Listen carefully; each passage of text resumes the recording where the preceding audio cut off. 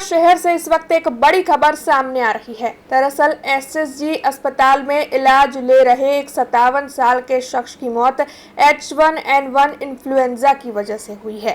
इस बारे में जो जानकारी है उसके मुताबिक शहर के मांझलपुर इलाके में रहने वाले 57 साल के शख्स की मेडिकल हिस्ट्री थी और वो कई बीमारियों से पीड़ित थे, जिसके चलते उनका इलाज वडोदरा की निजी अस्पताल में जारी था, जिसके बाद उन्हें मध्य गुजरात की सबसे बड़ी एसएसजी अस्पताल में इलाज के लिए ले जाया गया, लेकिन वहां पर इलाज के दौरान उनकी मौत हुई।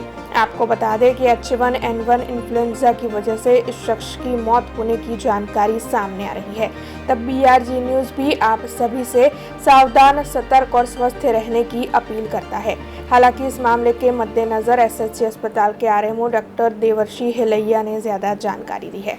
जी सर, H1N1 एक पेशન્ટ અમારે દાખલ થયેલો હતો। એ શું કેવી રીતે દાખલ, શું ઉંમર હતી કે અને શું ઇન્ફેક્શન હતું, ક્યાંથી આવેલો હતો પેશન્ટને, શું લાઇન ઓફ ટ્રીટમેન્ટ લેવામાં આવ્યું?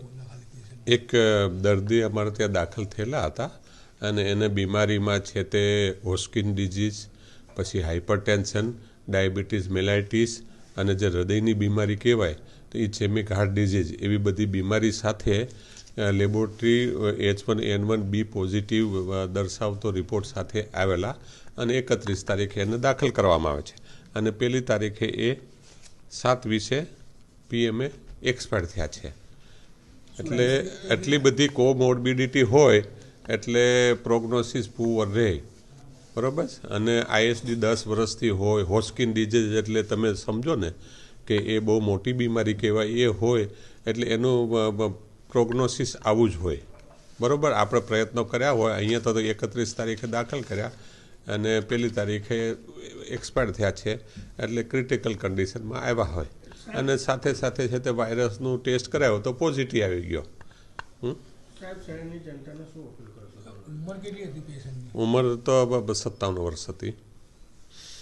નહીં, લોકોને કહેવાનું કે ભાઈ ટેસ્ટ કરાવી લે, બાકી ગભરાવાની જરૂર નથી। એક વખત છે તે વાતાવરણમાં વાયરસ આવી ગયા છે એટલે જે બીમારી આપણે વાતાવરણમાંથી વાયરસને આઇસોલેટ નથી કરી શકતા ત્યાં સુધી તકેદારી રાખવાની। અને તકેદારીમાં તો હવે આપણને સ્વાઇન ફ્લૂ છે, કોરોના છે, ઘણું બધું શીખવાડ્યું છે।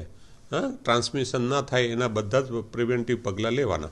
अब खबरों से लगातार अपडेट रहना हुआ आसान। BRG न्यूज आपके मोबाइल स्क्रीन पर। आज ही BRG न्यूज की mobile app Google play store और ऐप स्टोर से डाउनलोड करें और खबरों से लगातार जुड़े रहें।